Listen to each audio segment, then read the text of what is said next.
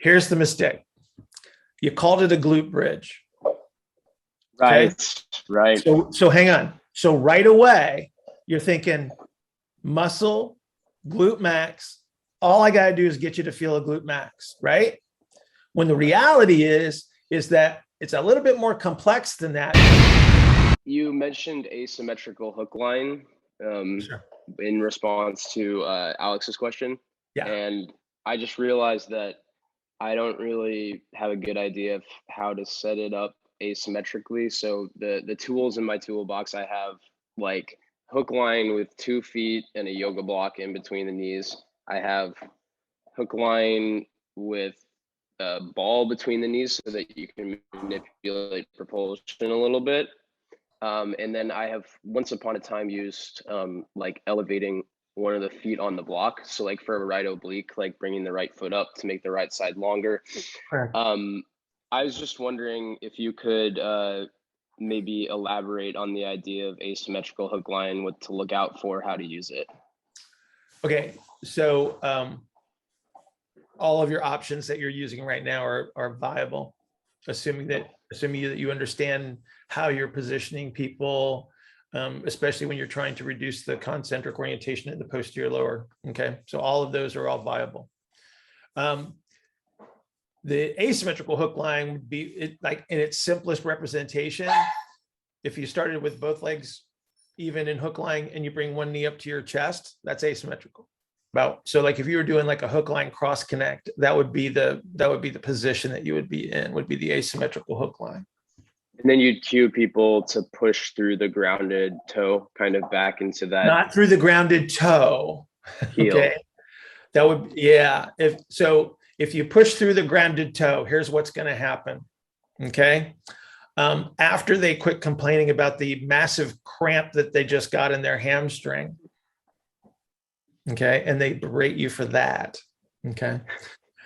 Yeah. You're not going to, what's going to happen is you're not going to pick up the internal rotation that you need to create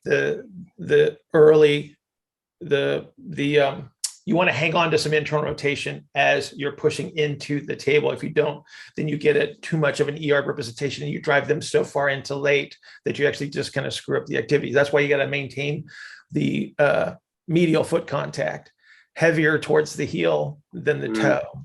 Okay. It'll help you maintain it. So the thing you always want to remember is that when they're laying on the table, they're in middle and you're moving them away from middle. Right. Okay.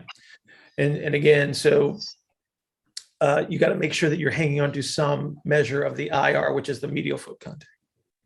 Got it. And then what would you do? That's very helpful. What would you do if I'm assuming that just putting the block between the knees is not always enough to get rid of the posterior lower compression. Like I've seen some people, it seems like they have to crunch to get there. Sometimes. Is there a way that you could manipulate the position to access a better representation, manipulate the cueing, or is that simply a case where it's like, all right, let's find something else to do? So even like a block between the knees, like they're still kind of doing the thing. Yeah, well, okay. So some people have a really strong behavior. It's actually fairly easy to tell after you've seen a few of these attempts, right? So you put something between their knees and you say, squeeze that. And your intention is like, oh, I will use the internal rotation force to reduce the external rotation muscle activity, right? Kind of makes total sense. Except some people actually, when they squeeze their legs together, they actually ER because they're using the posterior lower strategy. And so you can actually see them kind of squeeze their butt together in the inferior aspect of that glute max, right? And so you give them a shot at it. And if they can't do it, that is not the exercise for them yet. Okay. Right. Okay. Because you just don't have the internal rotation to superimpose yet. And so then that's when you have to, basically choose another activity.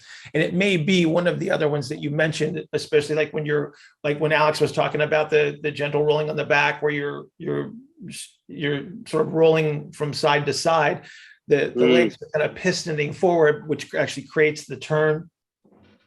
So that might be one of those activities that teaches them to influence one side and then the other, one side and then the other, instead of trying to do something that's symmetrical. Just staying on your feet in that case. In hook line. Yeah. Okay. So just like manipulating the foot contacts. Got it. Yeah. It's almost like it'll feel like they're turning through their feet. For lack of a better explanation. Yeah. No, that makes sense. Yeah. So you do something like that. Because again, what they're used to doing, the strategy that they're bringing to you is, I'm going to do everything symmetrically, right? So that's why you get the butt squeeze kind of a thing going on. Mm-hmm.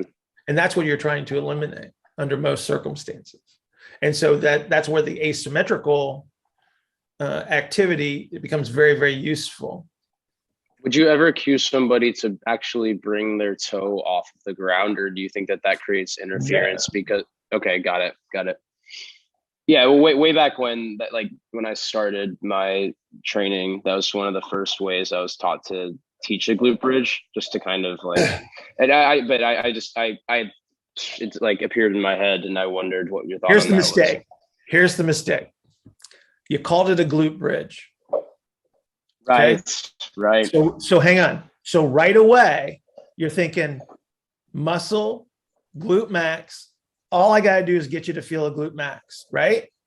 When the reality is that it's a little bit more complex than that, because if you try to do a bridge where you're lifting the hips off the table without internal rotation capabilities, those are the people that they go, do you feel your butt? And they are squeezing it together like nobody's business. Like if you stuck $100 bill in there, you're never getting it back. And then they ER the proximal femur, their knees try to separate, right? And they're getting a really strong glute contraction. So it's a glute bridge, right? But you're not achieving what you were intended to achieve, which is to maintain that measure of internal rotation. Remember, they're both there at the same time. It's not an either or. It's an ER representation. You're moving from an ER representation towards internal rotation. When you lift up your hips off the table in that bridge, you're moving closer to internal rotation. If you don't have internal rotation capabilities, then you ramp up all of those ER muscles in an attempt to try to bring the legs together at the same time. And then that's where you get the cramp. That's why the hamstring, the people that complain about hamstring stuff is like, anytime that they're trying to lift their hips off the ground, they don't have any IR with them. It's all ER stuff. Okay. I see. Okay. Cool. Very helpful. Thank you. Cool.